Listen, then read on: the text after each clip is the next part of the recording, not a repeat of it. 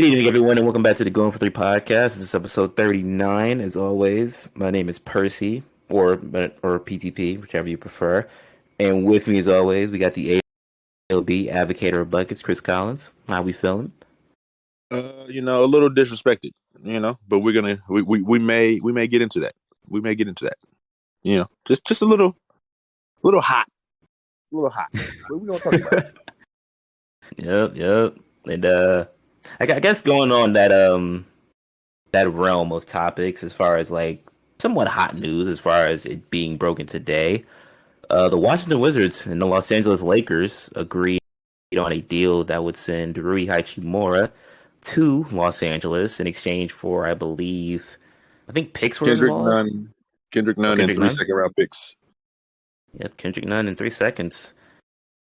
This is I guess like more your team in a sense. I'll let you go first with this one because I know what my opinion is. Oh well, I'm gonna speak to what you. Well, first, I just want to let it be known that if you didn't know before, PTP was a huge Rui fan. So I hope it doesn't switch up now that he's wearing the purple and gold. I mean, just damn near a stain. It could damn near be qualified as a stain. So I hope the energy is maintained now that he is on that purple and gold. Anyway, it's a great pick or a great trade for us. I mean, we need a wing. That's always been a thing. We need size, versatility. Bro is 6'8", 6'9", 6'7", somewhere around that range. Big, strong, can guard can definitely guard 3 and 4s. And probably guard a little smaller and maybe a little bigger potentially. He's got the athleticism to do it. He's got a little bit more juice off the bounce too that I like, and he's young. The shooting numbers, I don't know if that's sustainable, but like I said, he's still young, and you can't really get much worse with us as far as shooting goes. So I mean, it's a good pick. 3 second rounds is kind of a lot, but it is what it is. Like I said, he's a young player, potentially a cog in the system going forward. He could be a nice player for us. That a good starter for us in the future. So we'll see, but definitely a good player. And he feels a need. Like I said, I think we're about where we need to focus on shooting now, but we definitely got the wing. He's going to be tasked with, I feel like, a lot coming in, especially defensively. You're going to have to be guarding them big wings. That's what you're there for. Yeah. Yeah. I mean, I didn't know he was 24. Like, I actually kind of just like went back. Like, he is still very. I feel like now that I think like he was one of the younger members in his draft class. I think he got drafted at like 19 or 20, maybe. I think, but he's been really even if he wasn't one of the 25, 26, all of that to me is still young. So yeah, still very much is in a moldable state. Grow on it. Yeah, his game can still develop at this point for sure. Yeah, shooting number wise, I mean, last year shot 44%. Probably his best. Well, yeah, obviously like that third year he took a tad drop in numbers, but his percentages were more consistent. He didn't really play that many games either. He only played like 42. I think it was due to injury. But I mean, they did make the deal at interesting time because he dropped 30 on the Magic. So I guess that was like that. I think the Wizards made it at the perfect time. I feel like you could tell throughout the year. I mean, he kind of been he didn't come in playing. I feel like he might have been injured from the start, but I mean, he was expendable. He was expendable by having Kuzma and KCP, and I'm sure another guy that I'm forgetting. But like, yeah, the front court was just getting clogged up.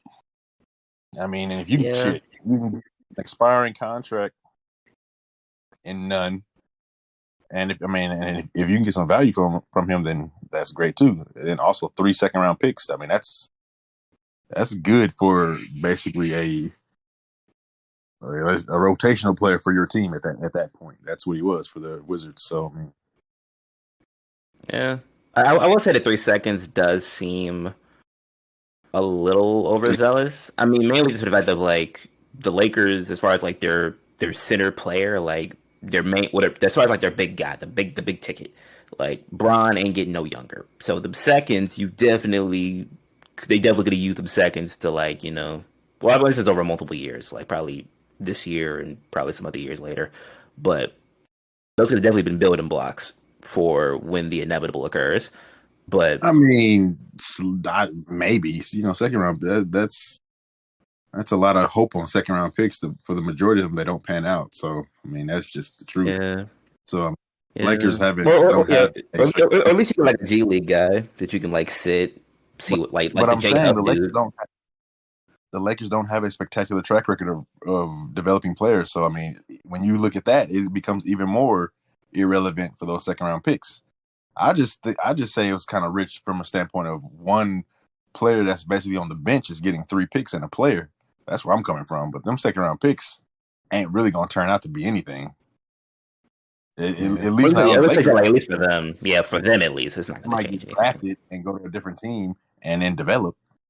But the Lakers can't develop players, and they don't develop players, and they don't want to at this point. So, yeah. I wonder when that'll change for them. I ain't gonna lie. I feel like everybody else kind of. Well, actually, there's a few teams that are bad at it. And actually, never mind. There's a couple of teams that are bad at it. There's plenty of teams that are terrible at developing players. A lot of them are still bad teams. Yeah. Like shoe. I don't know. I thought the Nets are kind of bad at developing players, but they make a lot of trades. I mean, Nick Claxton has come along pretty well. I was thinking more along like the Rockets, the T-Wolves, who else? The Hornets. Bad teams. Yeah. I don't think the Bucks are particularly great at developing players. Well, I mean, as far as like Christian Wood, as far as their main, yes, they hit or miss on some Brown. Yeah, I mean, I'm not gonna keep giving them credit for Giannis because, I mean, they fucked his shot up as the Bucks organization did. Jason Kidd is the one that put the ball in his hands, so I'll give him credit for kind of helping Giannis's on ball game, but the rest of it, I'm just gonna give to Giannis. And as far as just wanting to be great, because I mean, I'll probably give him Middleton. Cause I remember the Pistons had him, and for some reason we got rid of him, and then they kind of. Well, then it could be the same thing for him too, because I mean he kind of wanted to be good too, but. I guess you can have Middleton's fine. I guess that's fine. That's a good one. I guess. Yeah. Maybe after Brook wasn't really developmental, they just switched his game around. I mean, I don't know. It depends how you look at it, but either way, the Lakers don't need them picks. He feels a need, and he's young, and he's got juice off the bounce. That's one of the biggest things that a LeBron-led team has needed for a couple of years now. I know when he was, a little younger and he had more juice, he was wanting to play with a bunch of vets. But now you got to kind of phase out of that. You are the vet. You're the old guy. So you need young, active legs that have the potential to give you more than what they're penciled in for. You know what I mean? Like, oh yeah, for sure. Kind of like I would explain it in the way like last year they had Avery Bradley and Kent Bazemore, who are going to give you 3 to 8 points and below average to average defense, and that's what they're going to give you forever at this point in their career. They're not going to do anything special. There's not going to be any surprise. There's nothing. There's no uptrend. There's no upside with that. Yeah. Now you got guys like Austin Reeves, Lonnie Walker, Thomas Bryant. Like these guys on any given night can play above their heads honestly just because of the youth. I mean, we just saw Thomas have 30 and 14. I mean, he's very capable of doing that, but he doesn't do that every night. You know what I mean? Yeah. So like he's able to do that just honestly, like I said, just off of youth. Lonnie Walker, he got juice off the bounce. He can bang on people. He can get out and run, get plenty of fast break points. He has upside potential. That's what LeBron needs at this point. I feel like they have a nice young mix. Troy Brown is in there as well. Troy's pretty young as well. So yeah, I'm not mad at the team, bro. I feel like I feel like really they really might just need a couple shooters. But now at this point, I'm trying to figure out who loses minutes. So obviously, at least in my mind, as soon as Hachimura gets there, Wayne Gabriel's minutes are gone, all of them. Period. Point blank. Yeah, you're not playing Gabriel definitely gets out of rotation once he gets there. Yeah, 100%. Like he won't touch it again, unfortunately. And then also the problem though is when Austin and Lonnie come back, who's losing minutes? Like yes, so Kendrick just left, so he was getting probably like maybe 10 to 16 minutes a night. Obviously those are gone. Max Christie's minutes, those are gone. You're back to the bench or the G League or whatever. So that's 30 minutes basically. I mean, it's just kind of tough because like I like what Pat Bev has been doing. Obviously, I like what Russ has been doing, and Russ is going to stay around those minutes, around like 25 to 30 minutes, depending on how he's playing that day. I feel like Darwin, I feel like Ham's done a really good job of kind of going with the flow of the game to know, like, okay, you know, you have it this game, today you don't. So in the Blazers game, he didn't finish it because he was playing like shit. That's just a fact. But the Wizards game, he did finish because he led the team in scoring. He wasn't making a bunch of dumb mistakes. He was playing pretty damn good. So it's like he just kind of goes along with the flow of the game. And then Dennis just has to play.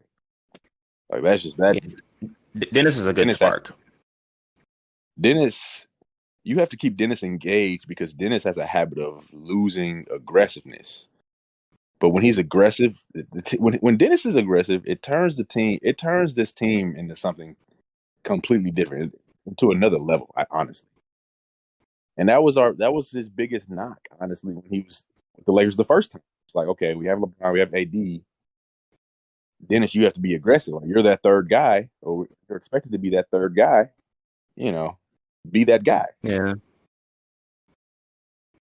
It'll be interesting to see where Lonnie and Austin fit back in, and if Pat Bev continues to start. I don't know, but that's interesting. Definitely interesting. And even with all those guys coming back, I think we still need a shooter. And I'm interested to see like where that kind of falls in rotation wise. Because I mean, the front court is set with AD coming back. It's going to be LeBron, AD, and then it's going to be Hachimura and Thomas Bryant, and that's it. Those are your guys in the front court. Period. Point blank. It's going to be some type of mix between those four guys the entire game, as it should be. Thomas should play damn near all of his minutes with Russ and when they all come in, because those two they bring in energy. Thomas is a great finisher. Russ is a fantastic pick and roll type of guy. Yeah, plus they played together. For a little bit, yeah. But yeah, like I said, this team is looking like something now. Looking like something, and they're not far behind. Did you have anything to say about this trade? I mean, yeah, I mean that pretty much covers everything. I mean, honestly, like from watching, because there's like a couple times where like I end up watching like Lakers games because like there's nothing else on. I mean, from the Grizzlies game, that was. I'm saying like. No, because like they're always on ESPN. Like literally, like there's like 4 nights in a row where like I felt like I always ended up somehow watching a Lakers game, and I didn't know how. Like they're just always they're always on TV. But like no knock to Bron and the Kingdom and all them guys because they're winning games or they're making games like fun or entertaining. I mean, the past week they had played Ja, Luka, and Embiid and Harden. So I mean, yeah, well, very much global. They're gonna be on for a reason. Yeah, they're gonna be on TV for sure. Yeah, but it's like I mean, looking at those games and just like obviously like they still have fight. Like even like teams that are like way above them as far as ranking at the current moment, they're either beating them or they're making the games like very very hard for you to just pull away from them. And I feel like that at that point is already like I feel like that's a part of their character at this point. Like because they know that there's going to be nights where like they struggle from three or they turn the ball over or stuff's always not going to be accurate for them. But the more cohesion they build, the more time they fill out a couple of holes, put some more shooting. I feel like they're still not done with trades. Honestly, I don't know what else they can move, but I feel like if they were able to get Rui for 3 seconds, which kind of in a way for at least from an age perspective, it seems like a steal because you got a 24-year-old for 3 seconds that could potentially be more, like maybe potentially be more. I feel like they still can make a couple of more moves. I feel like Juan Toscano might be expendable too. I don't know. I kind of know. Oh no, he's definitely expendable, but I don't think he's making any money to really be an effective trade piece or like just a match salary. I mean, ideally, yeah. Well, let me not say ideally, but like what I had always been talking about the past couple of weeks was the whole Pat Bev, Kendrick Nunn for Bogdanovich up in Detroit. But I mean, I don't think you can do that now that you got rid of Nunn. So I mean, I don't think Pat Bev's making enough money, and even more so, it's like I don't know, it gets tough because, and I don't know if I'm just if this team is just growing on me, but now I'm kind of skeptical of trading off of certain people, just because I know like if AD comes back and they're healthy, one, I've seen them have the ability to turn their defense to elite when they turn the switch on. So with AD, I expect this defense to really like greatly improve. But if you trade somebody like Pat Bev, who are we counting on to always guard the other perimeter guard? Is it Dennis? Is it Russ? I mean, I like Dennis a lot, and he's a good defender, especially when engaged. I like Russ a lot, and I think when he's engaged, he can be a really good defender, especially guarding up. Like he has a lot of fight. He guards a lot of bigger players a lot of the time. I've seen him front Kawhi, seen him deny Embiid, some crazy shit I've seen. He's not gonna do that consistently, of course, though. But like he's just not fundamentally. I don't want Russ guarding the best player of the whole game because he takes too many gambles. He does too many risky things, but that's just like the type of player he is. That's what that's what his entire play. So it's like, I don't know. Like if I trade for another shooter, I'm just trying to figure out where the minutes are going to come from. I really don't want to take minutes away from Austin and Lonnie, but they will. But I mean, they will have to kind of, in my opinion, they're going to have to at least get back or show that they can play those long minutes again and be successful after this stint that the Lakers have had. I feel like we've looked pretty good, especially like when we lock in, like, team wise, role wise. I feel like this is like a really good time where everybody kind of settled into their role. And I hate watching LeBron teams when the other players just relegate themselves to, corner specialists when none of us can shoot, and I'm not saying that's necessarily their fault, because that's like LeBron just does that because he stops the offense a lot of times on some bullshit. Yeah. But if everyone's engaged, this is a good team. That's just it. That's literally just it. Like, they put so much pressure on, at least right now, they put so much pressure on the rim. And there's not a lot of teams with rim protection, bro. It's really not. And not a lot of teams even with rim protection can really stand up to Russ, Dennis, and LeBron attacking the rim the whole night. Because it's a varying of speeds and strengths, and eventually you're going to foul one of them, or in this case, you're going to foul Schroeder and Russell a lot of times. So I feel like in this stretch, I think they're shooting like 70% at the rim in this stretch. It's kind of wild.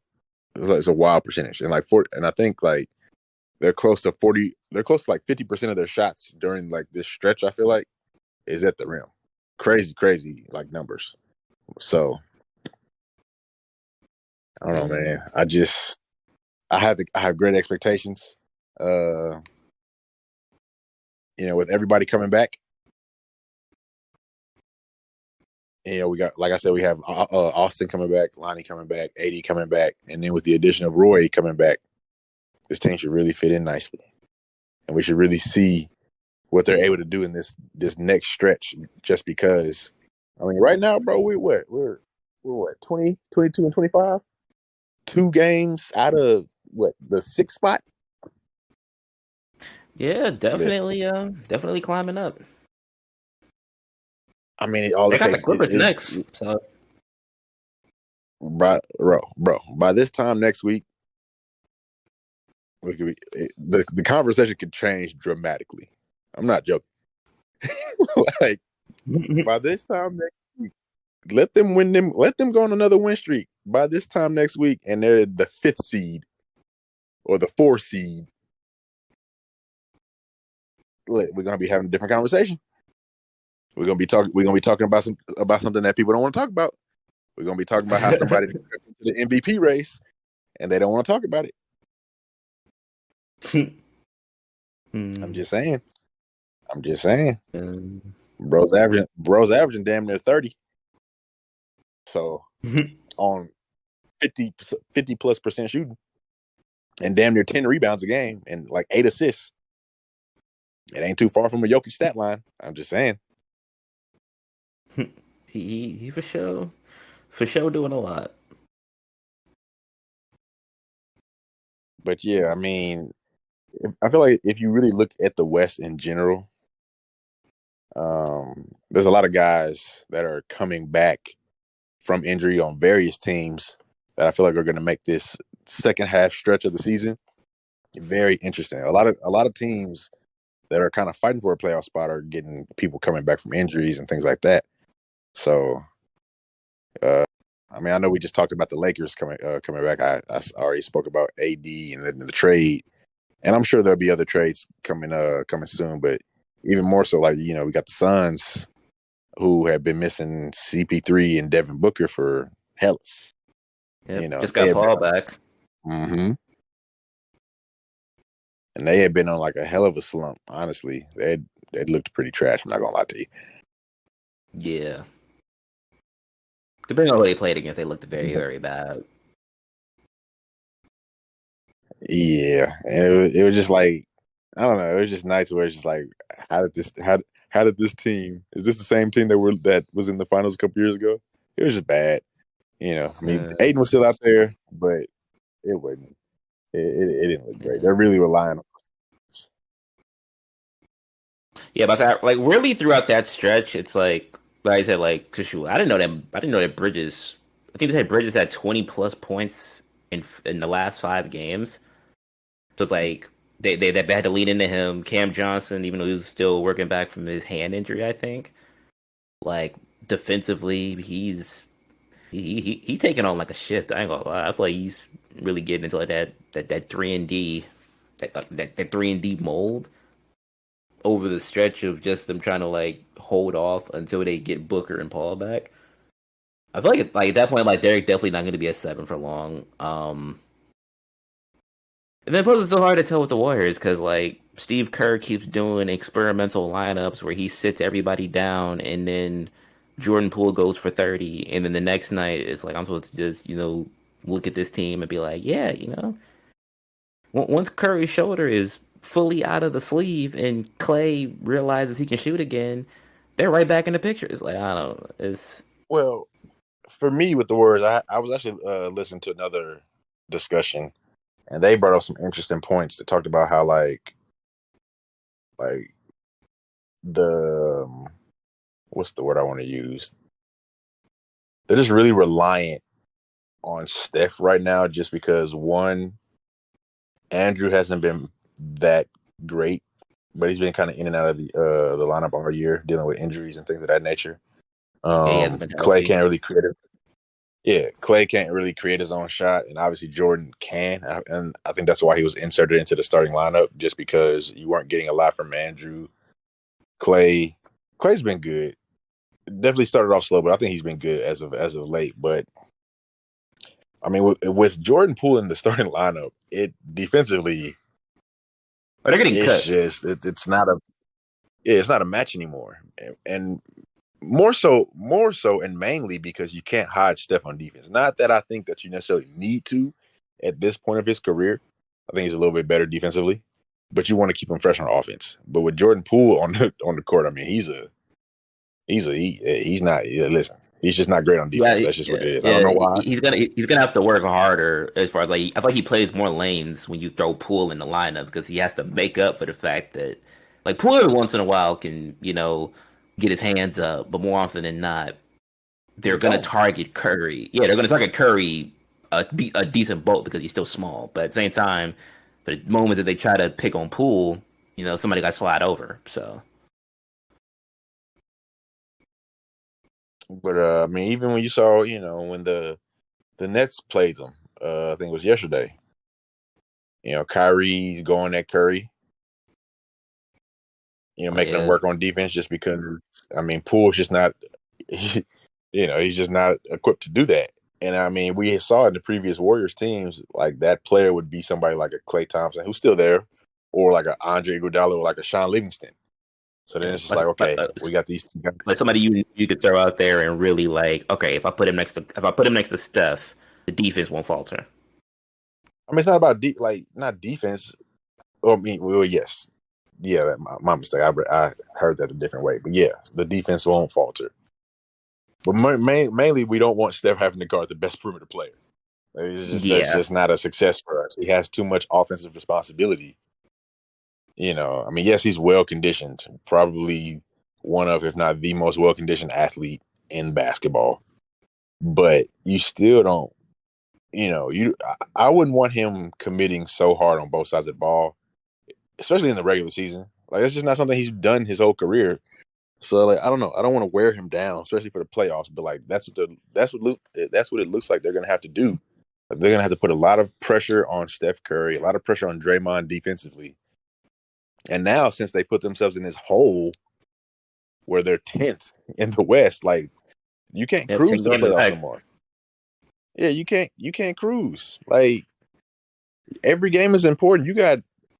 You lose 2 games and you fuck around and be in the 14th spot. I mean, that's crazy. And then you win 2 games and you mess around and be in the 5th spot. So it's just at this point, every game is important. They kind of did this to themselves, but I'm of the mindset that the Warriors aren't a good team right now. They're terrible on the road. I mean, like one of the worst in the league. Oh, they're horrible on the road. I didn't realize they lost. Like that road stretch they went on where they literally lost almost every game. Like, how do you manage to just lose every game? They're 6-18 on the road, and there's only. What is that? There's only 3 more teams in the NBA that have more road losses than them. That is the Rockets, the Pistons, and the Hornets. Those are the only teams in the NBA that have more. You said what? I knew the Pistons was going to be in there somewhere because I was going to say it first, but then I was like, no, the Rockets have definitely lost more road games than us. Oh, well, yeah, the Rockets have lost 21, the Pistons have lost 19, and the Hornets have lost 19, and the Warriors have lost 18. They're 6-18 on the road. So, and like we said, we're halfway through the season, so this isn't an outlier. Like, this is who this team is right now. Now, whether you want to talk about the motivation behind why they're losing on the road, that's different. But either way, I can't just assume that this team's just going to put it together. Every year that they've won the championship, they've been great. This year in the regular season, they're not great. But they do have Steph Curry coming back. He's been back for a little bit. I do expect them to kind of put a run together. I mean, yeah, the defense is going to be iffy, but offensively, they should still be like crazy. You still have Steph, you still have Klay, you still have Poole, and then you still have Wiggins when he starts to find his groove too. You know what I mean? That's just a lot of guys. It's a lot of guys on that team that just get buckets or the potential to get buckets. Yeah, I feel like shooting guard wise, they're gonna have to start doing trial and error. Like, cause I feel like DiVincenzo is. I feel like that's somebody that they're probably gonna have to look into, either that or Jerome. Where it's like, they're like at least DiVincenzo, like he's pretty much he's a good enough defender or a pretty solid defender. Can still shoot. Jerome is he's big, so I mean, I guess you can kind of work on the defensive aspect of it, but I feel like they might have to make a trade too, but I don't know what they would acquire from anybody. I mean, the problem is the way this lineup is set up right now. The players that they're going to play is who they're going to play. And what I mean by that is like their deficiencies coming on defense of like having Poole out there or not having like great size. Like though the guys that have those weaknesses are still going to play. Like Draymond doesn't have the best size, so like they can still get out rebounded. That's not going to change. Jordan Poole is not great defensively. He's going to play. That's not going to change. So like, I don't really know what they do as far as a trade. I mean, you talked about Dante. You talked about DiVincenzo. I mean, he plays like 25 minutes a night. He's probably the sixth man off the bench. He's having a good season or a good enough season. I don't really know what I'm not really sure what it is. I mean, they took Looney out the starting lineup and they put Poole in. I'm assuming just because with Wiggins' struggles, he just wasn't able to like fill that offensive gap. Yeah, so then it's like, okay, we got Draymond who can't score, and we got Looney that can't score, and now we got Wiggins who can't score right now. So then it's just like, okay, it's Steph, and then Steph's hurt. Okay, well, shit. Poole got to get. Poole got to start. Like Steph on a minutes restriction. We need Poole to cook. All right, Poole get boxed up. Throw DiVincenzo on the court. Dang, DiVincenzo can't dribble. Jerome, like it's like a revolving door of solutions. Like at one point, I think in the Nets game, they had Kuminga at center. Like, I don't know what he's doing over there. I mean, I'm not mad. I'm not necessarily mad at that one as long as Claxton's not in. If Claxton's in, then that's a mistake. But I mean, they probably got out rebounded. Probably. That's where they are now. I mean, that's where they. Let's be honest. Yeah. That's their meta, which sadly it doesn't work with anything else. Like James Wiseman got in the lineup and he looked horrible, and that's just because he doesn't fit. They're meant for small centers at this point. Also, I'm not gonna keep blaming that on fit. I know you've been on this since the start. I'm not, because at the end of the day, hammering that to the ground. I just never thought he fit. Honestly, he doesn't need to be his best version. He's asked to do so little that you should be excelling in the small role that you're asked to do. If Kevon Looney can excel in that role, and somebody as talented as James Wiseman should absolutely be able to do the same thing, if not way better. Yeah. I mean, I'm not asking you to score. I'm literally asking you to rebound and finish and play defense. If he was like, bro, if he just focused on defense, he'd be on the court 100%. Well, it wouldn't even be close. If he just focused on defense, he'd be on the court. Like literally. Yeah. And you get open shots. Yeah, which I'm thinking. Like at this point, I feel like that's like the only thing I can think of. Really, like they need to just go out and get a wall, and just that might be like the glue thing. That could be the glue thing. Like go out there, get them a wall, and then because I feel like dang, I don't even know how many like. You talking about? You saying a wall isn't a person, like a player? Yeah, like a big paint stuffer in a way, like somebody that more or less is what they would ask for, like a guy that literally just goes to get rebounds and then send shots back, or they at least they have a guy on the roster. I mean, they got Looney. Looney's undersized, plays below the rim, and is on it. He's like a great hustle player. The talent is really not there to be like an elite starter. He doesn't start on any other team in the league. Like, you know what I mean? Like, yeah. Wiseman has the skill and the talent to be able to fit into the system because he's so talented. You know what I mean? Like, I can't just keep saying he's not fit because he's not asked to do anything. He's not. I mean, it's just what it is. It's just like, I can't really compare the situation to anyone else's just because, like, if Russ was just asked to pass, I'm sure he could, but, like, Russ is going to do whatever the fuck he wants to do. So I can't really compare that fit to that. Yeah. I mean, yeah. I don't know what else could be like a comparable thing, though. When Boogie Cousins was on the Warriors, they asked him to do the bare minimum, and he was solid in the bare minimum role, even though he had a lot more talent to do everything else. He was pretty solid until he got hurt, of course. But yeah, I mean, bro, like Brad, just play basketball. Shit, you've been in this team for 3 years now. You've been on the team for 3 years now. They don't have. They're thin at big man. You letting Looney take your spot because you're not doing things right, or maybe there's more to it. But I mean, it ain't like he didn't. He started the season off playing, so I don't really know. You know, he must have been doing shit wrong. Man, they need to go ahead and sit him. They need to go ahead and sit him over here, man. We'll get him Isaiah Stewart. We'll get him a dog. I mean, that might be, but he can't shoot at all, and he has no like. He's just Draymond without the passing, and without the elite like help side defense perimeter stuff. He's basically. I don't want to disrespect him, so I'm not gonna say that. But I will kind of say it a little bit. He's just giving me like heavy Jordan Bell vibes. He's better, of course, but I mean, they tried that. But they very much so. Minus the passing, Jordan Bellish. Well, I know I feel like Jordan Bell had a better vertical, but that's besides the point. But I mean, that's what I'm thinking. Like, he ain't in the league. He ain't. I don't even think Jordan. I don't think Jordan. I don't think he's not 30. So I can't say he's. Yeah, I forgot where he's at now. He plays for Cleveland at some point. Not in the league. Like the last I remember. Yeah, he might be in the G League. I don't know.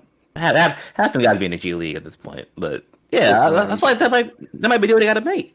Just go ahead and sit him up here, man. The man was born in 1995, 27. Okay, no, he just turned 28. He's in the CBA. Is that Croatian basketball? Chinese basketball. I thought it was Croatian.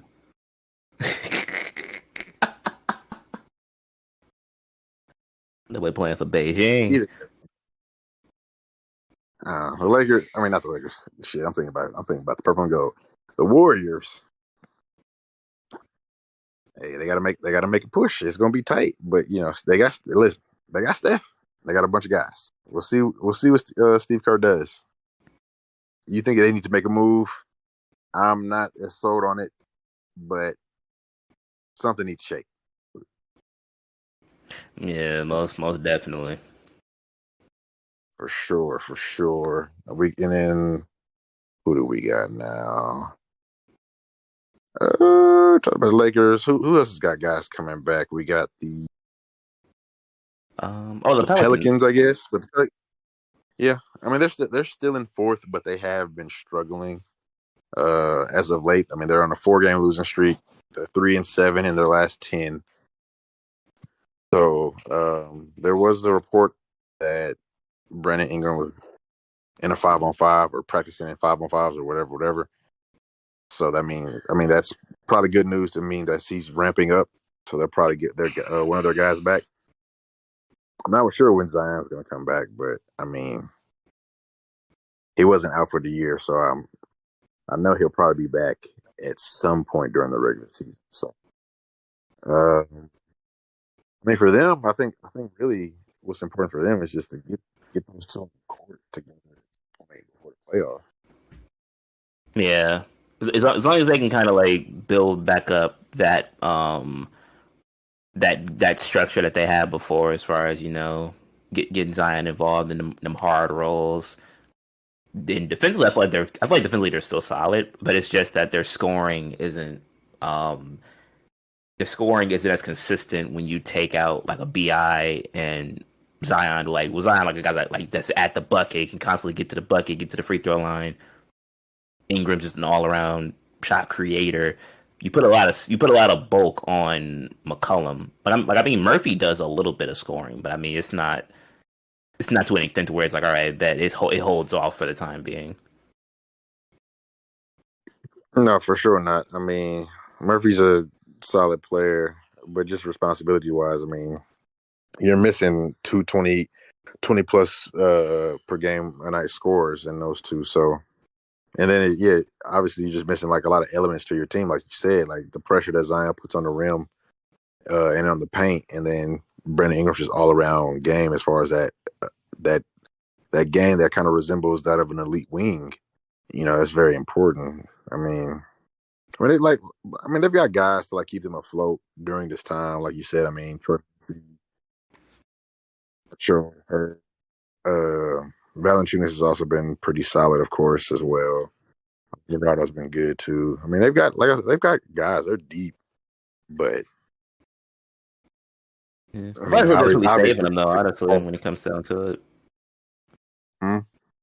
I feel like that's like the main thing that's kind of like at least sustained like their ranking because like I'm also like when we look at the Suns, they're not as deep, or at least there's not many players on that bench that can resemble, or at least have something of like at least a good value to where like, all right, we lose Booker and Paul for like a month or two, and we're not gonna dip. Like the Pelicans at a certain point, like they have like a lot of lanky any given night type of players where like for now they've been able to at least still remain above 6 for this current moment. Yeah, I mean, for sure, they for the large part have kind of maintained, but also I kind of want to make the clarification that like they were so above the pack early on, like they were up there with like the Nuggets and Grizzlies early on. You know what I mean? Mm-hmm. So I mean they've been able to take this slump and still be in the fourth spot, but I mean if they don't get it together, they will find themselves right down there with them. They're only 5 games above 500. You know, you lose 2 more games, it's going to start getting dicey. You're going to start moving down. I mean, they were the third seed for the longest, and now they let the Kings take it over from the fourth spot, and only two games in front of 2 games in front of who? The Mavericks. 3 games in front of Yeah. 3 games in front of the Suns, who are seventh. So, like I said, yeah, I mean, if they don't get it together or stop losing, they could find themselves looking pretty bad pretty early. Yeah. And that's really I thought that's really the main thing with the West though. Like at least for a few teams that are pretty much lower, it's mainly just like injuries that because even the Lakers, I don't even think the Lakers were like well the Lakers like almost creeping into like that 6-7 range when AD was playing, right? Or were they still like 12 or into 10 range? I mean, they've been in like the 10 to 12 range basically from the start because they had that really bad start, and then they had that little winning spree, and then AD got hurt, and then we had another little winning spree that kind of kept us in the 10th spot. Then we lost a couple of games. They've really just been treading water, bro. Just keeping it close enough to be like a puncher's chance as far as like when AD comes back, we'll be like still in the race, which I mean we are. So I'm definitely proud of the team for maintaining some type of level of play and competitiveness in these games without AD. But yeah, I mean they've been in the same spot the whole time basically. Yeah. Yeah. They didn't. I mean, if they didn't start off 0-6, I mean, this could be a whole different situation. That's such a terrible start. That's just wild. That was a wild start for sure. You lose your first 6 games in the NBA. What are we doing? That's crazy. Anyway, I mean, there's also some teams. Well, there's also an A team, I should say, that's in this range that won't be getting a player back at least in the foreseeable future, and that's the Minnesota Timberwolves. There is no timetable return for Karl-Anthony Towns. I think that's pretty huge. Yeah, most definitely, as far as their paint presence is concerned, or at least, I mean, what their floor spacing is probably decent. I would say just their star power, just how good they are as a team. I mean, he's dependent. I mean, shit. To me, he's the best player on the team. Now, maybe not by mentality. Ant has a little bit more of that mentality, but I still think Karl is the better got player. That dog in the line. Yeah, but like at this point, I still think it's Karl, because yeah, and I feel like I've talked about this already, but like yeah, like Ant got that dog in him, but also it's just like I expected Ant to be a little further along, and that's probably unfair because we've seen like these young players like Luka who just made that just monumental jump, and now I kind of expect that. And that's not from really everyone. Yeah, but I mean, I do, and I ain't got it. So, you know, I mean, having Carl Anthony Towns, I mean, that's very important. Yeah, I mean, I feel like even if he's not the best player, good stuff, bro. I'm not saying he hasn't been doing good stuff, but I mean, so like right now, he's giving me like 24 and 4 and 6 on, honestly, on league average percentages, basically 45% from the field, 36 from 3, 77 from the free throw line. I'm pretty sure that's damn near like league average across the board. At least pretty damn close to it. I would have, like, coming to the year, I was expecting, I'm not gonna lie to you, bro, I was expecting like 28, 29, 30. I'm not gonna lie, I was expecting him to go crazy. But, and I'm sure, you know, Gobert has probably made that a little harder, but also I wasn't in love with him blaming him, basically, publicly. Strongly. It was a bad way of going about it, but I mean, I feel like anybody, like, anybody with eyes in the grand scheme of things, when you get a guy like Gobert, and the guy that was your second, like, was like your second best player at this current moment during a playoff series that you definitely should have won, like, the guy literally, I think he caught 2 bodies in one game, or like 2 to 3 bodies in one game, like just running to the rim and just leaping. I think they were in the Rockets or something like that. This guy is an athletic, like, he's an athletic guard. To go out and get somebody who's 7 foot and just stands there and expect this man to not have a, like, it was bad that he did it, obviously, like, to the public. But to think that his numbers weren't going to drop from putting like a 7-footer in the middle is crazy. Like, that isn't like Cat. Like, if he can't shoot, then his numbers are going to drop. Yeah. And it's also just like kind of understanding like who you have as a team. So like Anthony Edwards is not really the facilitating type of player. That's not his strong suit. So it's like, you know, getting somebody where like if you had somebody that could like run pick and roll with a Rudy, I mean, I'm sure it would be better. But like this team setup has kind of been iffy at best, and a lot of guys have missed time as well. So I don't know.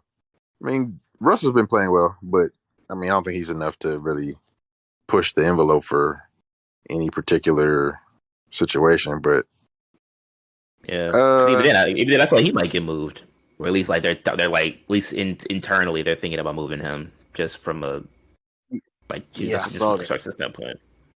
Yeah, I saw that. If they move him, it'll probably be they might as well pack it in. I don't know what the direction is. If you trade D'Angelo Russell, who's yeah, I must say, I must say, I think behind him is like is it Novell or Noel? I forgot what his name is, but I don't know about that one. But you said what? Austin Rivers? What are we doing here? Hey, Austin Rivers? Oh God, what did he get over there? Kyle Anderson? What are we doing here? Like who's handling the ball? Who's the point guard? Yeah. Like, it wouldn't make sense. So, I mean, they found a way to kind of salvage the situation. They're 6-4 in their last 10, but I don't have a lot of confidence in them personally. I mean, they lost tonight. So I mean, they lost to the Rockets to your favorite player. You know. Oh, he did get him 43, well, 42. Yeah, I know he did on a good shooting night, but apparently he can't score. Apparently, according to PTP and other people. Yeah, but you know, we're gonna let that slide. Outplayed Cat, but you know we're not even gonna talk about that. It's fine. Or not Cat. Outplayed Ant, but you know it's fine. It's whatever. We don't need to talk about it. I guess. He's gonna be below 30 next week. You said what? He gonna do 30% next game. No, don't worry about it. It's gonna come full circle. You cannot be this much of a hater. Bro, I'm being honest, bro. I even seen somebody say this. That's like a Rockets fan. They said he gonna be back. He gonna be back around 30% next game. Don't worry about it. So what do they expect? What do y'all expect? He's on a bad team, and they're all like, bro, like everybody. The oldest player on the team that plays is like 24. I mean, I guess if you count Eric Gordon, but he not even really there, bro. Like, It was. I mean, he but, plays. he plays a lot of minutes. I mean, Gordon's a part of the problem as well, but that's like he's a part of the problem because he should have been gone a long time ago. That's not his fault. Should have traded him. Yeah, he definitely got traded. But I mean, yeah. But that's the thing. I mean, I don't really hate Jalen Green. I just feel like I can't tell. I mean, yeah, I'm like this because, I mean, obviously, like when it came down to the draft or whatever, I didn't want him. Like me personally, I get that, and this isn't a shot. This is more like a fact. But like yes, the rookie seasons, they were kind of, to me, they were both a wash. The second year, Cade looked like he was having a better year, but it wasn't by much. And now one is hurt for the entire year. I'm not saying that that's his fault. I'm not saying you should punish him for that, but like, let's keep it a stat. It's not a situation to where it's like we got Luka and y'all took Marvin Bagley. like what's not even playing? Yeah, but it's not that much. That's what I'm saying. Yeah, that's what I'm saying. It's not much of a drop off, and obviously, I mean, like they're two different players. Like one, like one in Green is purely a shot creator, mainly at this point, or at least like his makeup is of a shot creator, and then you got one that's like he's a shot creator. That's what he is. Yeah, and then you got one who's like a shot, basically a mix. Damn, they're a Bron disciple type player. Yeah, like a big playmaking downhill, can shoot when given the space type of like mini forward if he wants to be someday. Yeah, hybrid wing type if he bulks up. Yeah, like it's vastly different. But it's like I don't know. It's like because mainly I just look at his numbers, or at least I look at what other people that watch him consistently like think of him. And I mean obviously everybody knows he has talent. Like no one's taking away that he has like he has some nice twitch. He definitely has buddies. He has some nice twitch. He has generational. No, I'm being serious. He has generational change of direction at his size and length. Like that's his entire calling card. Him being able to like change direction and change speed and cut. That's his biggest gift, damn near. So No. What's that nice twitch? I didn't mean like because I mean like he's shifty. I ain't gonna lie, he kind of shifty, but like he's a lot shifty. Yeah, it's like I just wish. Yeah, it's like I just wish he was more consistent. That's all it. That's really even with Mobley. Like at one point, like they called out Mobley, but your guy isn't consistent either. Also, if you want to bring up Mobley, it's a different situation because he gets to be. It's. I mean, he gets to be there, but I mean, they still took him. Like he's he gets to be in it. He gets to be in a more stable situation with other players, and let's be honest, with vets. He has vets around him. At this point, I mean, Donovan's a vet. City Osman's a vet. Kevin Love's a vet. Yeah, you got vets that have playoff pedigree. You got vets that have championship pedigree. That's a different situation. You over in Houston, who's his vet? Who's helping him create good tendencies and good habits? Who's stopping him from jacking up bad shots? Nobody. Somebody got to score. They're all young. They're all super young. And Aaron Gordon clearly doesn't really seem like he's invested to be in there. I mean, and I'm not necessarily blaming him because you go from being a championship team, everyone gets to leave except for you. I mean, I mean, he could have pulled a Kevin Love and be like, all right, bet I'm still here. I'm over for the ride. Like, y'all got me here. Have you forgotten how Kevin Love was when they were bad just a couple years ago? All the shit that he was doing? Did you forgotten that?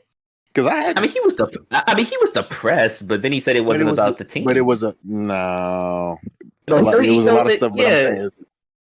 He was wilding though. He was wilding though. The team construction also played a part because he didn't want to be there on a shitty team playing for nothing after he was just in the finals for 3 straight years. You know what I mean? And then he did like Sexton, more or less. He wasn't even playing for like 1 year. For real, you forgot? He literally wasn't. He literally like, they weren't playing. And then like they put talent around him. Well, let me not say the talent around him because he's not a building block anymore. But like they put talent around him again. Because Garland was hurt too. Yeah, basically, Colin gets hurt. Darius takes that next step, and then it's like, okay, now we got something. And then Kevin's like, okay, and then Kevin got his shit together, not in a bad way, but just got the situation got better for him. And then became damn near a very competent 6 man, a very important piece. But it's like he was like when they were bad, he was on bullshit too. I'm gonna keep it a step from what I saw. The same way with Eric. So it really ain't no different to me. I mean, you can really compare them. I'm sure you can compare the situations a lot. You got a young gun who's jacking up shots. Colin was the same way, although Colin was shooting a much better percentage than Jalen Green is. That's for facts. But that's I mean, like Colin was a consistent ball hog. That's the difference. But Colin was shooting really good percentages. Colin was shooting like 45 and like 40. Yeah, that's what I'm saying. Like even though he was a ball hog, it's like the buckets was proof. Like he really wasn't thinking about passing because he had that strap on him.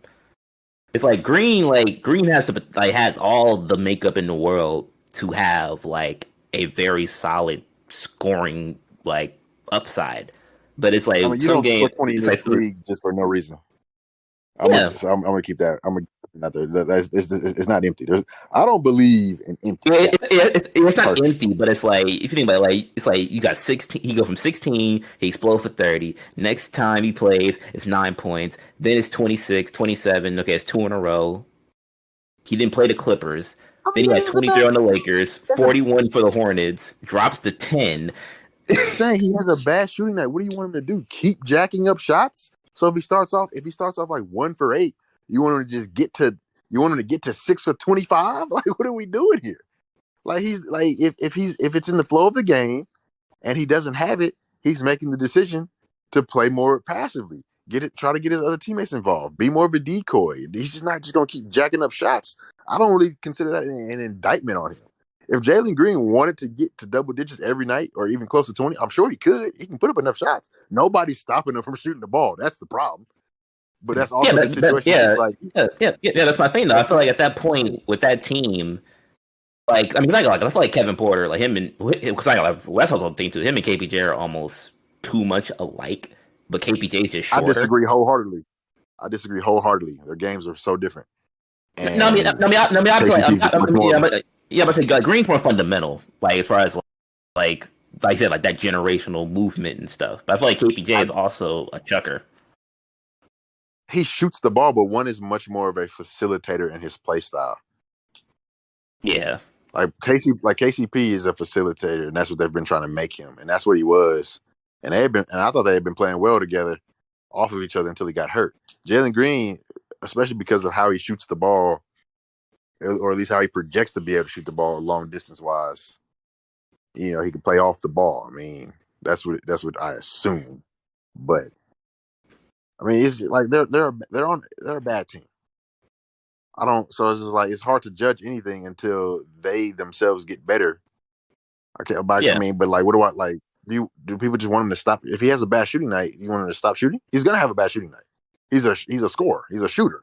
It's gonna happen. Everybody. Everybody. It's not about that, but it's like I feel like as far as like the way his numbers are, like obviously I'm not saying like him being inconsistent is like pass that rock, but I'm saying as far as like I feel like with that team, they need to just be like, all right, hey, Green 1, KPJ 2, Şengün 3. Like they need to start putting layers down because I mean they got a lot of talent over there, but like you said, there's no barriers for them.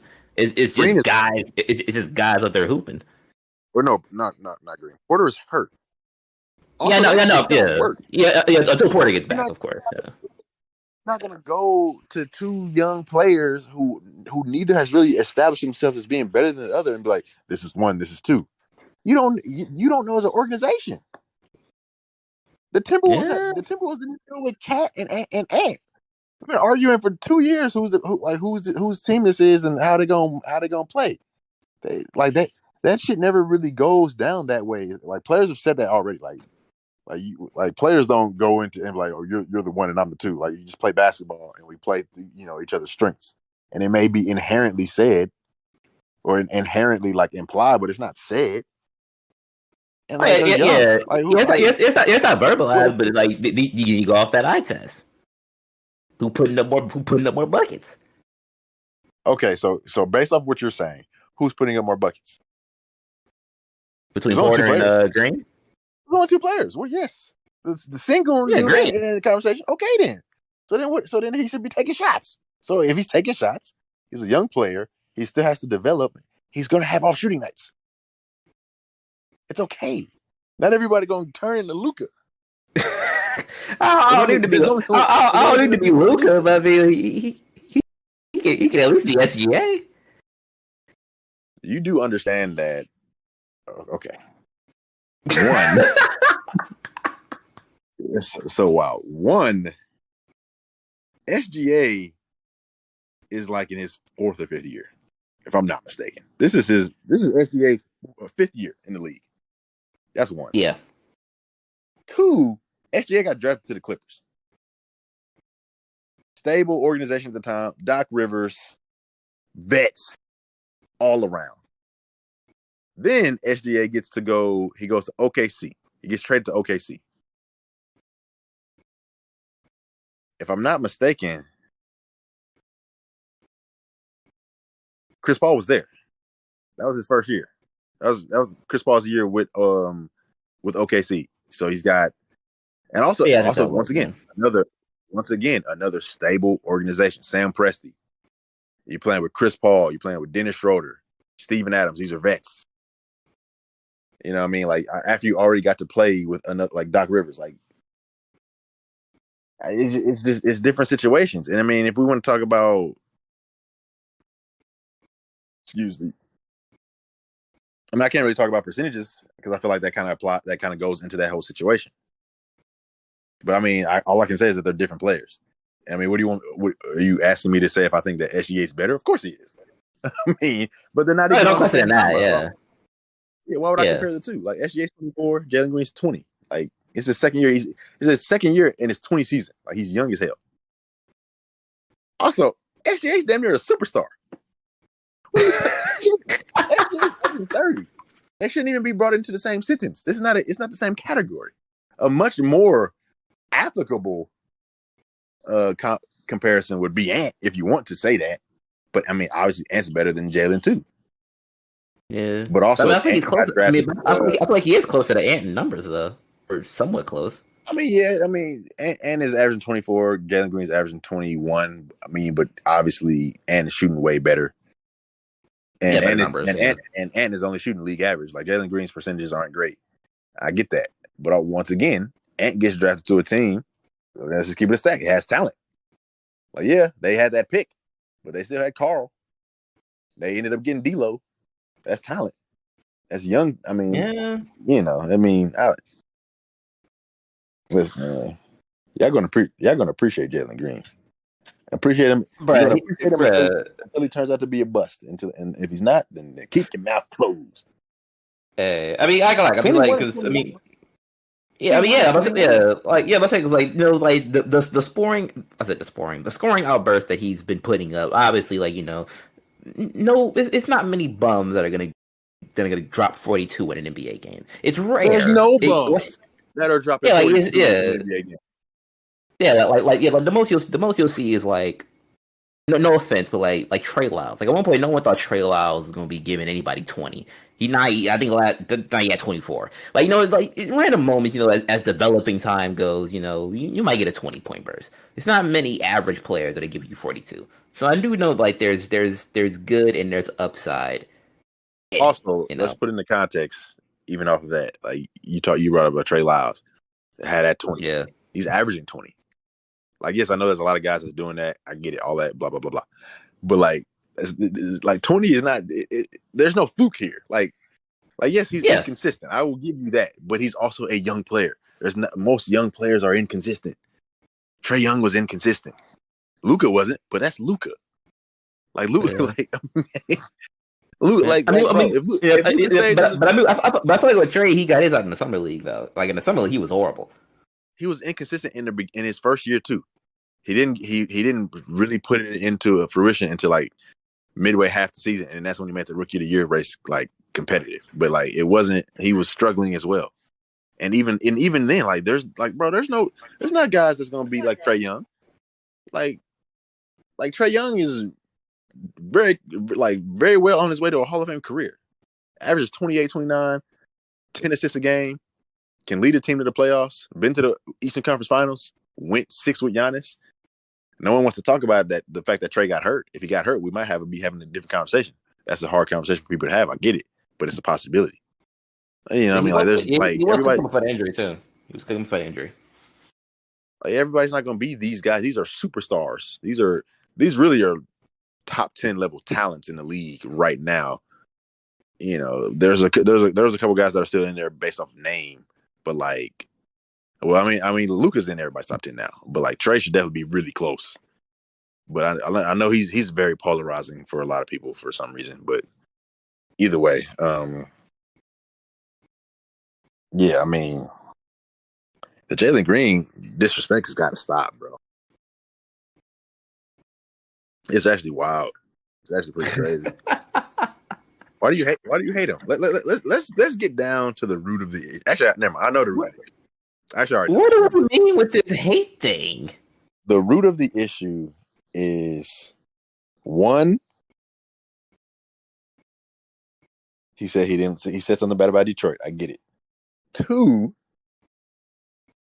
people were saying that he was going to be this and he was going to be that. He's going to be way better than Cade, and you've always wanted Cade, and I get it, bro.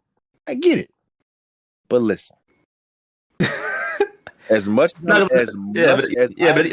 things though, I could dispute that though, because I mean the first one, the only reason I started hating them after that was because he started moving fake. Because like at that point, once it was confirmed that they were taking Cade, he started doing a bunch of weird stuff. He wanted to come here because they still get paid either way, like whether it's 1 or 2, but he wanted to be number 1. That's why he was like saying like, you know, I want to be like, oh, like, you know, Detroit is nice and all this stuff. He wanted to be the number 1 pick. Most number 1 overall pick gets paid the most money. That's a fact. Yeah, I'm saying like he wanted to be number 1. So it's like I understand that. Then he flipped, and I'm like, I mean, you went 2. I mean, you lost more money, but I mean, you're still. There's many people that would wish to go 2. But I mean, okay, but also, come on now, let's keep it a stack. We're not talking about a first round pick or a lottery pick or a second round pick. Like if you get drafted top 2, you were going to the NBA, and it was known that you were going to the NBA for the past 5 years. You know what I mean? Like, even when they played in high school, like they knew that these guys are going to be top picks. That's what I'm saying. Like, yes, should he be grateful? Of course he should.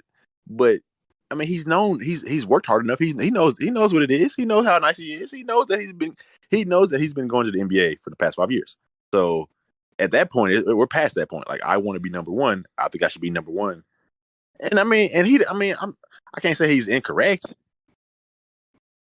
I mean, both him and Cade had strong ass cases. You know, Cade had the college joint going crazy, but Jalen Green could be like, I've been playing against pros this whole season, and I've been dropping buckets on pros, not college kids. You know what I mean? Yeah. Also, I just want to put this into the limelight. And you made me do this. I didn't want to do this, but you made me do this. Was it more numbers? I like Cade, but Cade was giving you 20 points a game at 41.5% from the field and 27% from 3. Guess what Jalen Green is giving you? Mm-hmm. I will tell you, 21.7 points a game at 41.0 field goal percentage and 36 or 32% from 3. Their stats are damn near identical as far as the scoring and shooting wise. Now, yes, Cade is giving you more rebounds and more assists. That's his role. But like to sit here and act like he's just by himself with these guys that are struggling. Like, I mean, I'm sure I could go up to Scotty. Scotty hasn't taken a big jump up in Yeah, Toronto. Scotty's struggling. Well, not I struggling. don't But want to say Scotty's struggling. kind of like he's kind of in the middle. It's stagnant.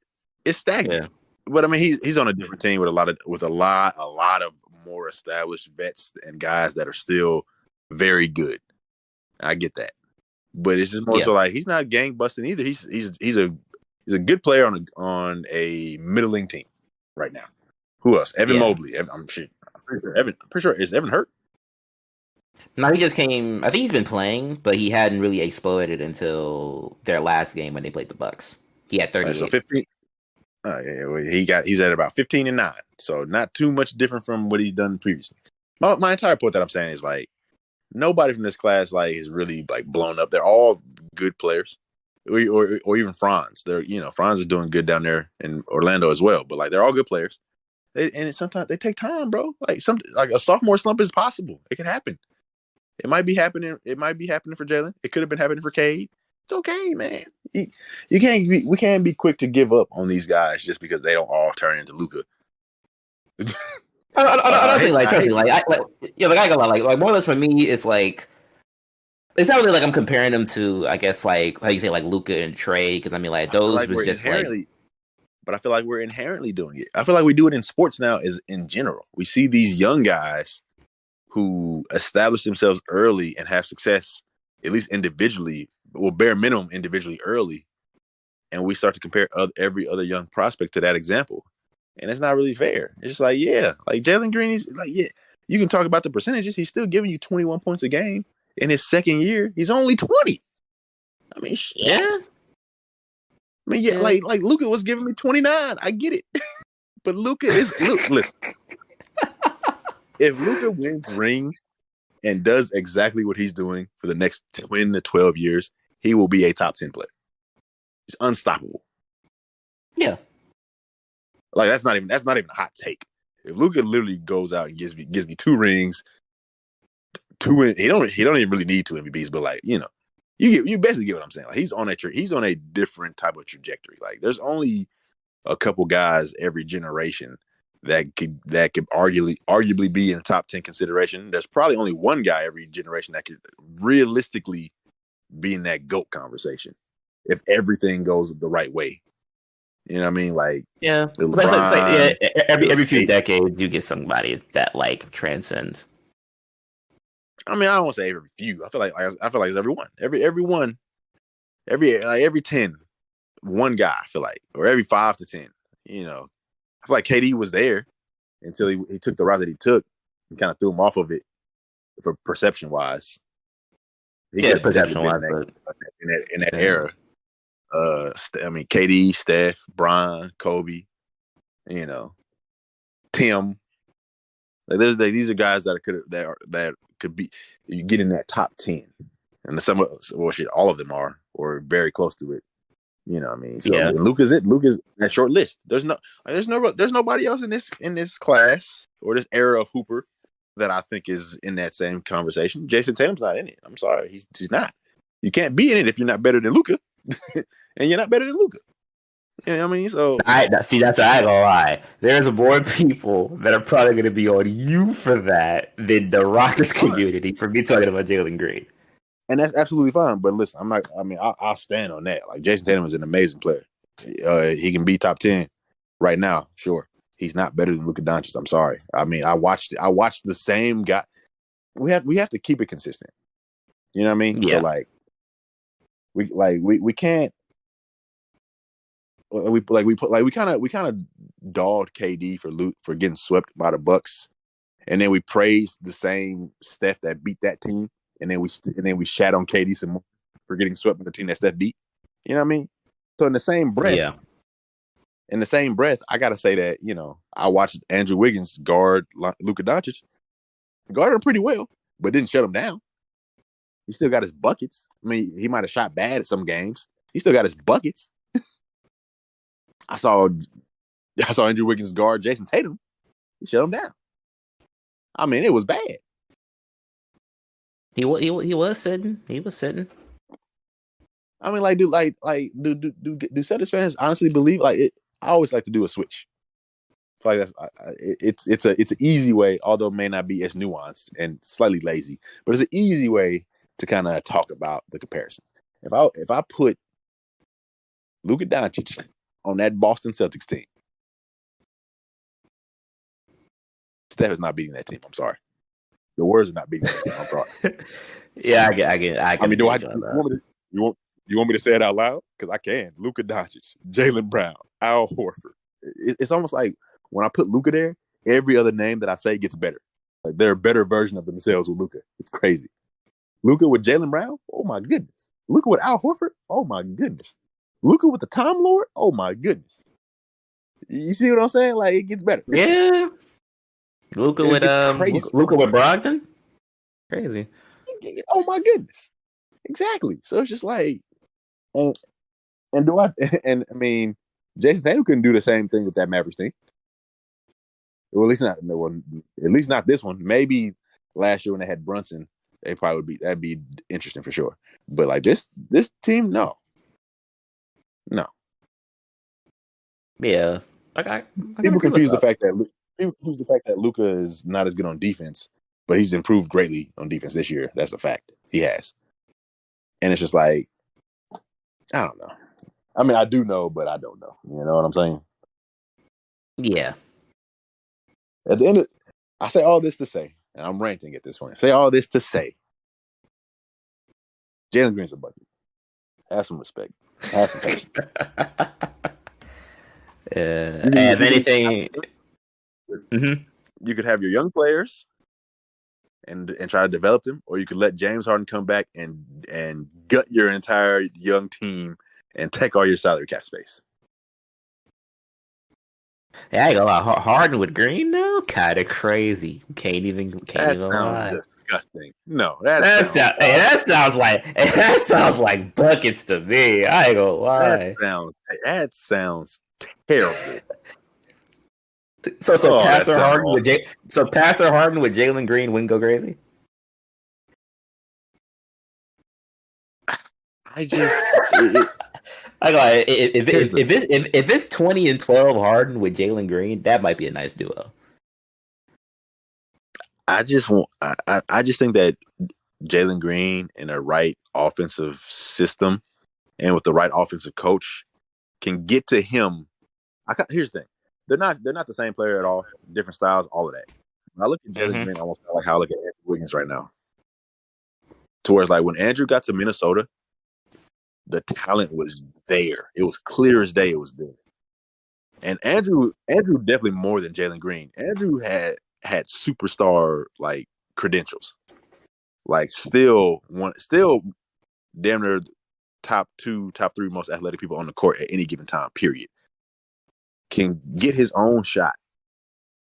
Long as hell. Good size. Had superstar credentials. Fundamentals. But he got to Minnesota. It wasn't the right coach, right? It wasn't the right organization. They let him develop bad tendencies.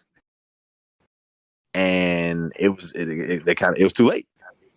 He's got on the Warriors, and he's the skill is still there, of course, but like his role and who he's gonna be for the rest of his career is already set. Like, he's gonna be a 18 to 20 point per game guy at the most, in my opinion, and maybe a fringe all-star again down the road. But like he's not gonna be a star player anymore. The ship's already sailed.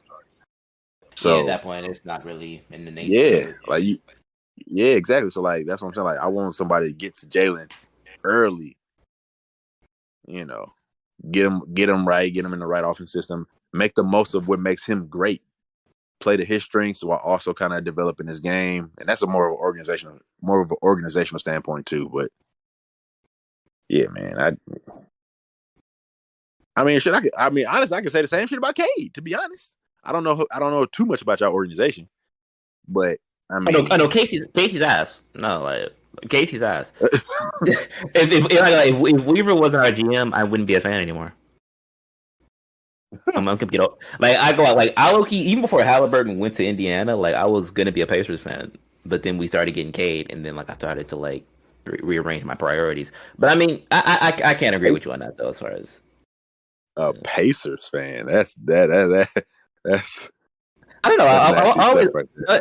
Yeah, I was always a Pacers fan for some reason. I don't know, like a low key Pacers fan, which is ironic because the malice at the. But yeah, like like ironically, but You're a low key Pacers fan because they don't have a lot of fans, and PTP likes to go against the grain. I know. When Paul George was there, and they were playing LeBron, you were probably in the back with your binky in your mouth talking about, oh, LeBron is going down. Paul George, Danny Green, Roy Hibbert, let's go. Oh, I know. I get it. I know it. I know hey, you. we don't feel like Daddy. If Daddy Green had had a few more healthy years, man, you're right. we'd be having a whole different conversation. I mean, but if you want to do that, then I can do it too. If Dwayne Wade never had bad knees, then LeBron and Chris, or if Dwayne Wade didn't have bad knees and Chris Bosh didn't have blood clots, then what? Yeah, I can do that too. You know what I mean? If KD never went to the Warriors, then LeBron and Kyrie, I can do that too. So basically saying if wishes were fishes, the world would be an ocean. Exactly. If Chris Paul never got hurt at every single crucial playoff moment of his career, he could arguably have 2 rings. And listen, you already know how I feel about Chris Paul. Chris Paul with 2 rings better than Steph Curry.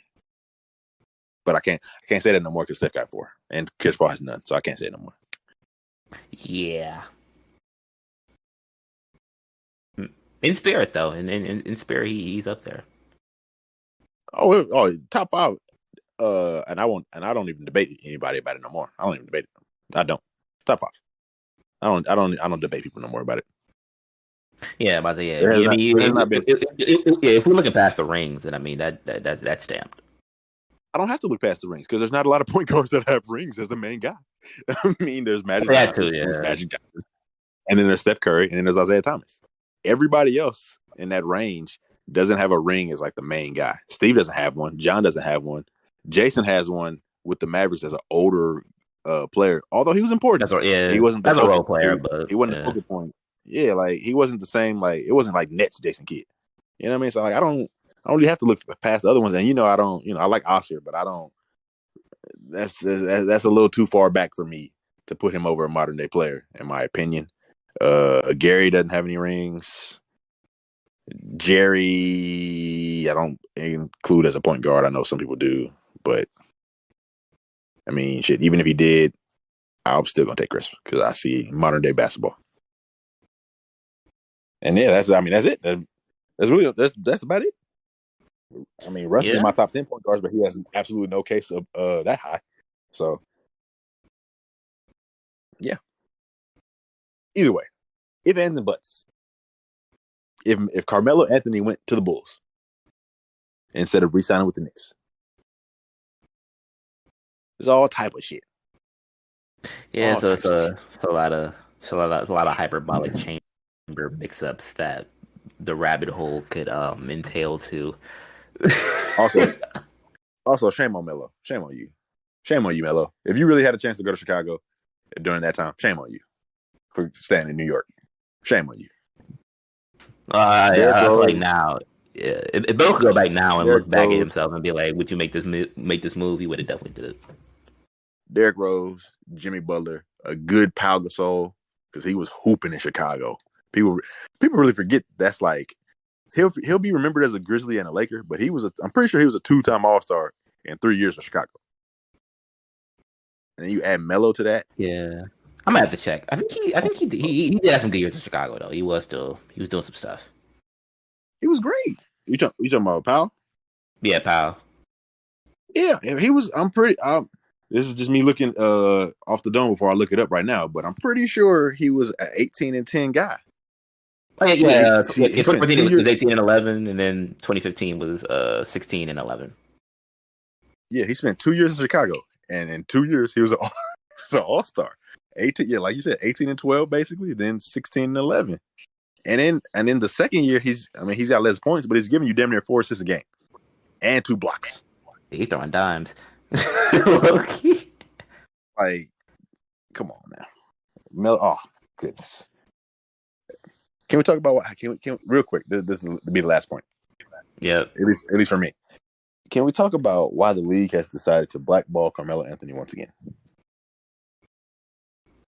Like, I keep being honest with you. I feel like it's a mix of the league and it's also him because he's had moments that I feel like if he could go back and rewind them, I feel like his whole career would have been different.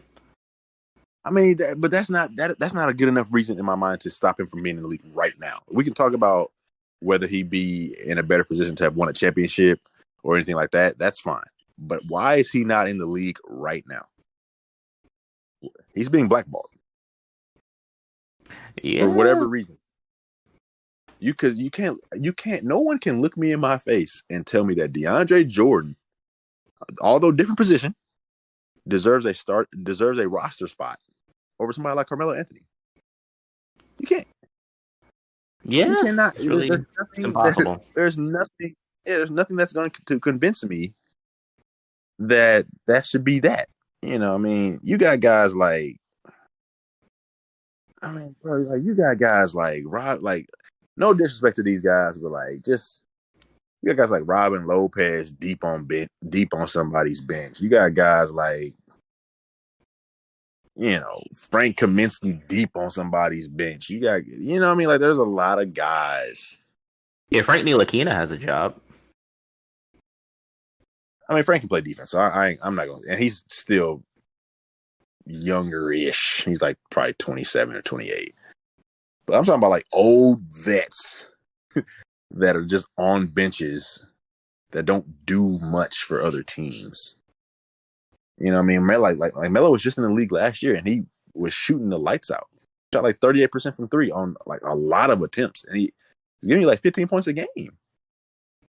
Like, granted, yes, the Lakers weren't in the playoffs, but they weren't the worst team in the league. You know what I mean? They still won like 30-some games. I'm not saying I say that to say I'm not saying they're a playoff team, but like, you win 30 games, like, yes, you're a bad team. Yeah, but you're also relatively competitive. You know what I mean? Like that'll probably end up being like the Raptors or something this year. Like, they'll probably win 30-some games and they'll be at the playoffs. They're not a good team, but they're competitive. They're respectable. You know what I mean? Like, they're not going to roll. It ain't gonna be easy. Yeah, you know what I mean? Or they'll end up probably being the Bulls. Like, you know what I mean? Like, those are real numbers on a team. And I just want to know why he hasn't been able. I don't get it. Yeah. And correction, it was 13 points a game last year. Correction, and it was 37% from three last year. On damn near six attempts a game at 37%. That's good. That's good for something, bro. Yeah, his whole percentage for the whole year was higher than their last percentage in their last game. Like, they shot 30 as a collective last game, and he shot 37 over the stretch of an 80-something game season. That is, I don't get it. You telling me that somebody like Melo couldn't find a role on like okay? So here's a perfect instance right here. You're telling me, not you, but just in general, you're telling me that Blake Griffin deserves a spot over Melo? Like, seriously? I like Blake. No, I'm being serious. Like, seriously. Yeah. Like, they're the same size. They're literally the same size. And at this point, all Blake does do is shoot threes, or catch and shoot, and hustle. That's all he does. And Melo's been a better shooter than him his entire career. You tell me he doesn't, like, he can't get a spot over him over that? Or like, I'm sure I could go down to plenty. I mean, or somebody like, a team like the Bucks couldn't use Melo shooting. I mean, they have enough guys that can cover up for his defensive problems. You tell me he couldn't come in and give you some scoring off the bench? Come on, man. Yes, yeah. I mean, it is something I kind of realized though, because I think I seen it on Twitter like 3 days ago. They literally kind of pointed out the fact, kind of like how you said, like half of that Lakers team, like Trevor Ariza, Kent Bazemore, Avery Bradley, Melo.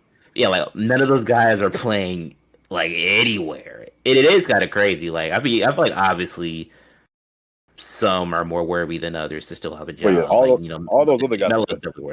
Yeah, no, I give you that. All those other guys are cooked. Avery Bradley, Kent Bazemore, and any of the other names you said, they're cooked. Trevor Ariza should have been done. I don't know why they brought him out in the first place. Like, I don't know what type of Trevor Ariza they thought they was finna get, but it wasn't the Trevor Ariza from the Lakers. Trevor Ariza gave everything he had to guard Kevin Durant in that Western Conference Finals years ago, and he never been the same since. He gave all of his basketball power. Yeah, but I say like his crystals are burnt out, bro. Like there was no juice left in the bottle. There's no more Ariza to Trevor. He's done. Yeah, but at that point he just tea. Yeah, that's just the general consensus. Yeah, man, it's nasty work. It's disgusting work that Melo's not in this league, bro. Everybody's going super young. They don't even play the young guys, but we're gonna go super young, but we're not gonna play the guys. Yeah. I feel like that's mainly my problem, though. I ain't gonna lie to you. Like that's when I can like. I hate seeing talent just sitting in warm up shirts for 4 quarters. Like, bro, if you don't put this guy on the court, man. But it's just there's guys in the G League that get more press that aren't like even Mac. Like, not to say it's like the equivalent, but like Mac McClung is literally cooking in the G League. For some reason, he can't keep a job. Like it has to be somebody else's problem at this point. Craziness, man. Also, I'm gonna say this one more time, or I'm gonna say this again. I'd be a little less off of it if the Lakers didn't need shooters 100%, and he was your best shooter on your team last year. Yeah, like, bro. You need shooting. The main thing y'all got a problem with, you got rid of the solution. He's the best 3-point shooter on your team. And it's just like, he'd have open looks. And he can still get you. Yeah. All they do is drive. So it's like, realistically, the kick is available. And my thing, like, bro, there's what it should just get so frustrating. I'm not an NBA coach or any of that, obviously, but it's just like people want to talk about his defensive, I guess, issues. And I'm not saying, Thomas Bryant can't play defense. He's out there. He's great offensively, and he's a hustler for sure. But I'm just saying, like, that's not a good enough excuse to not have somebody who can stretch the floor on the court. And Melo is still 6'8", 6'9". Like, bro, like run him in some pick and pops with Russ. All types of shit, bro. Like it's there, bro. It pisses me off because Melo should really be climbing up to all-time scoring. That's also why I'm kind of upset about it because he's losing placement. Yeah, bro. Like people, like you got people that like don't act like he wasn't one of the coldest scorers of all time, and like he was in the league. So like right now he's at 9. Well, he's only like 300. Jeff got to at least 5. Like that's what I'm saying. Like he's right behind Shaq. He could have he could keep climbing. Like he got a decent way to go before getting to Wilt because after Wilt everybody's in the 30,000s. But yeah, he could have got there if he had been playing these past couple. Like there's no reason why he's still capable of playing and giving you good minutes. Like the whole defense thing is nonsense because there's so many guys that are just cones on defense that play in this league. Like there's so many vets that are trapped on defense. Yeah, like Iguodala. Iguodala's not that good on defense anymore. Exactly. He still gets PT. Not to say that he shouldn't, but I'm just saying, like, he still got a job. That you're right. He sure does. It's a mix between some bullshit and a mix between the league trying to go like super, super young. Like there's no vets on your bench basically. Like one every now and again. Like yeah. Like here's another one. I like Rudy Gay. I do. Hey, Rudy was good. Hey, Rudy was cooking in the beginning of the year though. He ain't better than Melo, but he was cooking. But they're at this point they're the same player, except one's a better shooter and a better scorer. Like Rudy's not at this age. There's no way that Rudy brings anything defensively anymore. He used to, for sure, but there's no way at this point in their career that he does anything defensively. So he's just there to shoot. Yeah, he definitely just catches. Yeah, I can't believe that he's a better 3-point shooter than Melo at this point. There's no way. I can't believe he's a better shooter in general than Melo. They're both 6'8", 6'9", small forward wing, big bodied wings / forwards that can shoot. It's like, good gracious. All right, ran over. Yeah, I got to. I ain't gonna lie, folks. I don't know how long this is. If anything, don't be surprised if this is split up because once I look at the numbers. But I mean, we got through a lot today. We did. We got through a lot. I was venting. I was venting for a while, I think. Yeah, I mean, some of these things need to be spoken about, because there's things in basketball that people ain't touching, No. or people don't want to, have these discussions about. Like, also at the same time, why is Isaiah Livers not getting more minutes for these Pistons when we have no small forward outside of Bogey? But I mean, that's besides the point. Nothing about your boys, but I'm gonna take your word for it.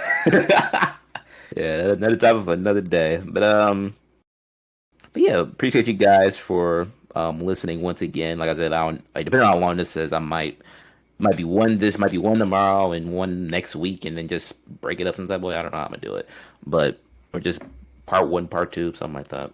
But as always, you can follow the podcast on Twitter and Instagram at Going for 3 Pod. Just search that up, and you should be able to find it. You can find me on Twitter at PTP_99. And where could they find the AOB on socials? Find me at Chris D. Collins on Instagram and Twitter. Yep. But appreciate you guys for listening, and we will see you all in the next one.